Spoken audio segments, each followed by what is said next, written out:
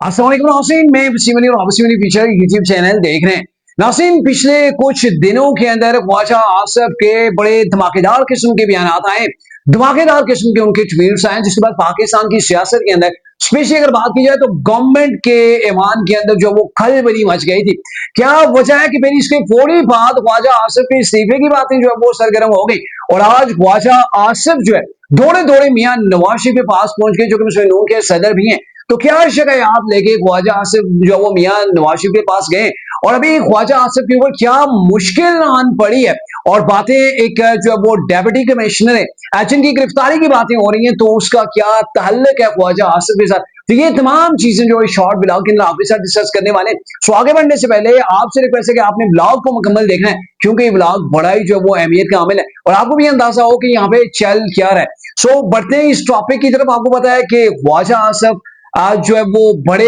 दबंग किस्म के वो पॉलिटिशियन उसमें नून से उनका तल्लक है, अभी वजीर दिफा पाकिस्तान है और उनकी जो शख्सियत है, जिस अंदाज के अंदर वो बात करते हैं, जिस अंदाज के अंदर अपने अरीफों को वो काउंटर करते हैं, सर वो अपनी मिसाल आप रखते हैं। लेकिन उनकी एक आप उसे सिफ्त कह लें, खामी कह लें, कि वो बात जब करते हैं तो बड़े धड़ल्ले के साथ करते हैं, यानी कि लगी लिपटी उसके अंदर किसी किस्म की कोई चीज ऐसी नहीं होती। वो बराह रास्त दो टोक अंदाज के अंदर बात करते हैं और उनका ये बात करने का जो स्टाइल है ना, इसको सर कौम बड़ा पसंद करती है। अच्छा, मैं आपको बताऊं कि वो कोई आज के सियासतदान नहीं है, काफी पुराने और उनका तल्लक है ही मुस्लिम नून से। लेकिन रिसेंटली उन्होंने दो ऐसी स्टेटमेंट दी है कि गोया पाए हिल के रह गए मुस्लिम नून की, कि भाई ये क्या हो गया, वजीर दिफा साहब आज अपनी गवर्नमेंट के ऊपर क्यों बरसने शुरू हो गए। तो आपको याद होगा रिसेंटली वो मेरे ख्याल में कोई गैर मुल्की दौरा था, उसके ऊपर थे और वहां पे उन्होंने मीडिया से बात करते हुए ये कह दिया था कि मौजूदा जो सेटअप है ये बड़ा हाईब्रिड है, ठीक है, हाईब्रिड सेटअप है और इसको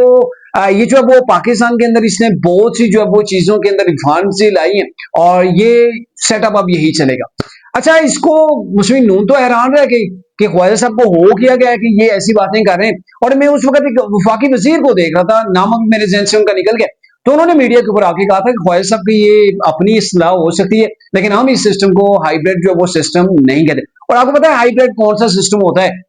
यानी कि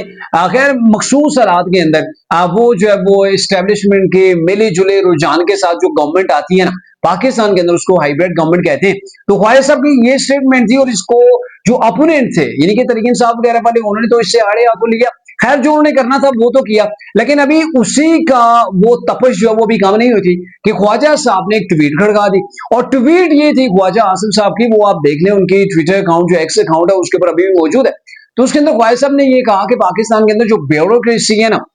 उसके निसब से ज्यादा जो ब्यूरोक्रेट्स हैं वो पाकिस्तान छोड़ के जा चुके हैं, यानी कि ऑलमोस्ट जाहिर है रिटायर्ड लोगों की बात हो रही है। तो ये ब्यूरोक्रेसी के जो लोग हैं ऑलमोस्ट ये 50% से ज्यादा हैं जिन्होंने अरबों रुपए की दिहाड़ियां लगाई हैं पाकिस्तान के अंदर। उन्होंने कहा जी बड़े लेवल की उन्होंने करप्शन की है, अरबों रुपए की करप्शन करके पुर्तगाल के अंदर जो कि यूरोपियन कंट्री है उसके अंदर वहां पे शिफ्ट हो गए, वहां पे वो प्रॉपर्टीज जो वो ले चुके हैं और अब वहां की शरीयत ले रहे हैं। अच्छा, ये उनका बयान जाहिर है वो अभी रिसेंटली जो पाकिस्तान के अंदर चीजें हो रही है ना, जैसे वो कोहिस्तान मेगा स्कैंडल था, ठीक है, फिर उसके बाद अभी जो है वो कोई 2200 करोड़ की बातें हो रही है या इससे भी ऊपर जो है वो बातें हो रही है। तो वो मुख्तलिफ करप्शन की चीजें थी, उनको लेकर उन्होंने स्टेटमेंट दी कि ब्यूरोक्रेसी जो वो बहुत ज्यादा उसके अंदर प्रॉपर लोग पाए जाते हैं और ये वो लोग हैं जो पाकिस्तान को, पाकिस्तान के अवाम को, पाकिस्तान के खजाने को चूना लगाते हैं। वैसे मैं इनसे इत्तेफाक करूंगा, जनरली जो होता है हमारे पॉलिटिशियन है, ये पॉलिटिशियन के साथ वो कंपेयर भी कर रहे थे कि पॉलिटिशियन के बाहर ज्यादा नहीं है, ठीक है, वो पाकिस्तान के अंदर ही है। और फिर उन्होंने चूंकि इलेक्शन के अंदर जाना होता है, वोट लेने होते हैं, पब्लिक के सामने जाना होता है, इलेक्शन कमीशन के पास जाना होता है, इलेक्शन कमीशन के पास अपने असासे डिक्लेयर करवाने होते हैं, नहीं तो फिर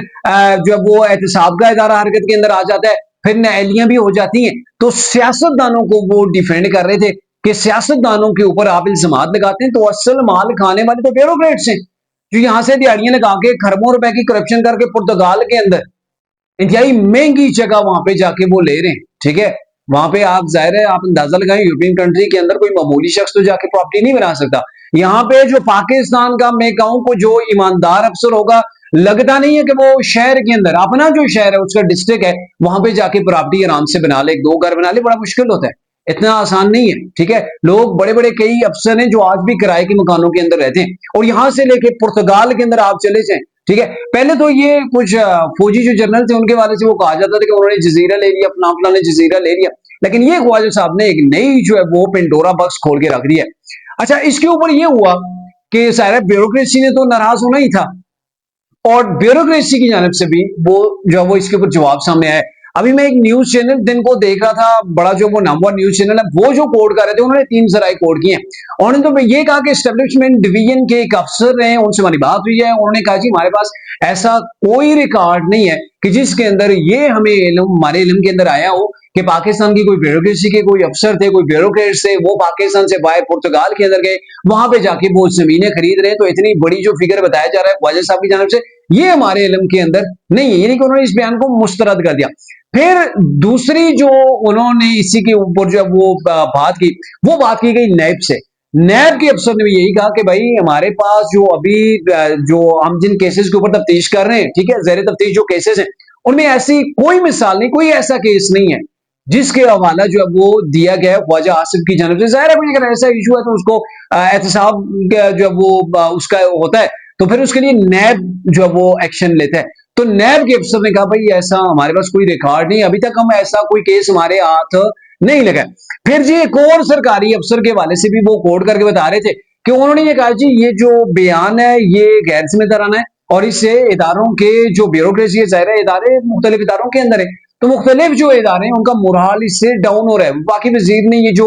एक टर्म मार दी है, जैसा मतलब वो समझे, वो उनके कहने का मतलब है, तो इससे इदारों का मोराल डाउन होगा। लेकिन सर मैं आपको एक बात बताऊं कि आप कोई भी स्कैंडल उठा के देख लें, जो पॉलिटिशियंस हैं या फिर जो आप देख लें सेनेटर्स हैं, पार्लिमान से कोई है, तो वो उन्होंने आइन पास करने होते हैं, उन्होंने बिल पास करने होते हैं, आगे अपने अपने हलकों के अंदर फर्ज किया तमीराती काम है कोई ऐसे हैं तो उसके उन्होंने